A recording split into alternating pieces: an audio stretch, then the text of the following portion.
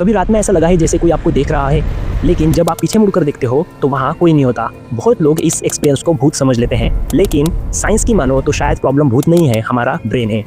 आज science gravitational waves detect कर सकती है, एटॉमिक लेवल पर पार्टिकल्स ऑब्जर्व कर सकती है और ब्रेन एक्टिविटी स्कैन कर सकती है। साइंस इतनी एडवांस हो चुकी है, लेकिन फिर भी लोगों को भूत दिखता है। अगर भूत नहीं होते तो इतने लोग पैरानॉर्मल एक्सपीरियंसेस फील कैसे कर लेते हैं? सब झूठ बोल रहे हैं या प्रॉब्लम कहीं और है? एक सिंपल सवाल आपसे पूछता हूँ, क्या आपने कभी सच में भूत देखा? क्या आज तक साइंटिफिकली प्रूव हुआ है कि भूत एग्जिस्ट करते हैं? जवाब है नहीं। साइंस का एक सिंपल रूल है, अगर कोई चीज़ रियल है तो उसका मेजरेबल इफेक्ट होना चाहिए।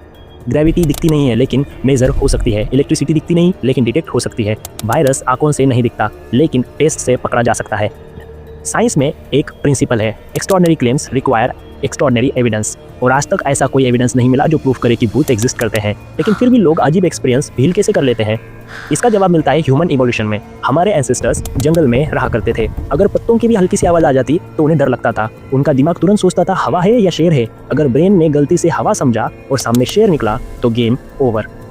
इसीलिए हमारा ब्रेन एक हैबिट डेवलप कर गया, वर्स्ट केस एज्यूम करना। इसे कहते हैं थ्रेट डिटेक्शन बायस। अंधेरे में कोई परछाई दिखे तो ब्रेन तुरंत बोलता है खतरा है, अचानक आवाज़ आए तो ब्रेन बोलता है कोई है।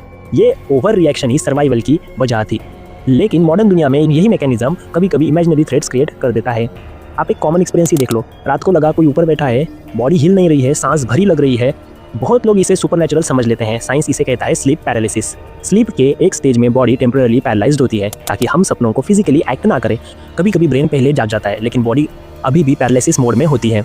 आप होश में होते हो लेकिन मूव नहीं कर पाते। इस हाफ अवेक स्टेट में हेलुसिनेशंस हो सकती हैं, किसी की प्रेजेंस फील होना, परछाई दिखना या चेस्ट प्रेशर मान लो। यानी जहां लोग भूत समझते हैं वहां एक्चुअली ब्रेन की स्लीप मैकेनिक्स का रोल होता है। अब एक और इंटरेस्टिंग चीज़ देखते हैं, इंफ्रासाउंड। ये लो फ्रिक्वेंसी साउंड वेव्स होती है जो हम कॉन्शियसली सुन नहीं पाते, लेकिन ये ब्रेन में एंजाइटी और अनईजी फीलिंग क्रिएट कर सकती है। पुरानी बिल्डिंग्स, मशीनरी, वाइब्रेशंस या हवा भी इंफ्रासाउंड्स जनरेट कर सकती है। ब्रेन को सोर्स समझ नहीं आता तो वो उस फीलिंग को पैरानॉर्मल लेवल दे देता है। अब एक और इंटरेस्टिंग ऑब्जर्वेशन देखो, फिजिक्स दुनिया भर में सेम है, ग्रेविटी इंडिया और जापान में अलग बिहेव नहीं करती। अगर भूत फिजिकल एंटाइटी होते तो उनका पैटर्न भी यूनिवर्सल होता, लेकिन हर कल्चर के भूत अलग अलग होते हैं। कहीं सफ़ेद साड़ी वाली दिखती है तो कहीं परछाई दिखती है, कहीं उसका फॉर्म और होता है। तो इसका मतलब क्या हुआ? ह्यूमन इमेजिनेशन और स्टोरी टेलिंग डर को आकार देते हैं। सच ये है, भूत का डर अक्सर नॉलेज की कमी से पैदा होता है। जैसे आप मैकेनिज्म समझ लेते हो, परछाई सिर्फ परछाई रह जाती है, आवाज़ सिर्फ फिजिकल कॉज बन जाती है और फीलिंग सिर्फ ब्रेन रिस्पॉन्स बन जाती है। अगली बार जब अजीब फीलिंग आए, पैनिक मत करो, ऑब्जर्व करो, लाइट ऑन करो, सोर्स चेक करो, क्योंकि सच ये है, डर तब तक पावरफुल होता है जब तक नॉलेज एब्सेंट होती है, और जब नॉलेज आता है तो डर क्यूरियोसिटी में बदल जाता है, और क्यूरियोसिटी से ही साइंस पैदा होती है।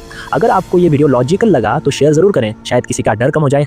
और एक बात, भूत अक्सर रात में ही दिखते हैं, उजाले में नहीं। मिलते हैं अगले वीडियो में, गुड बाय।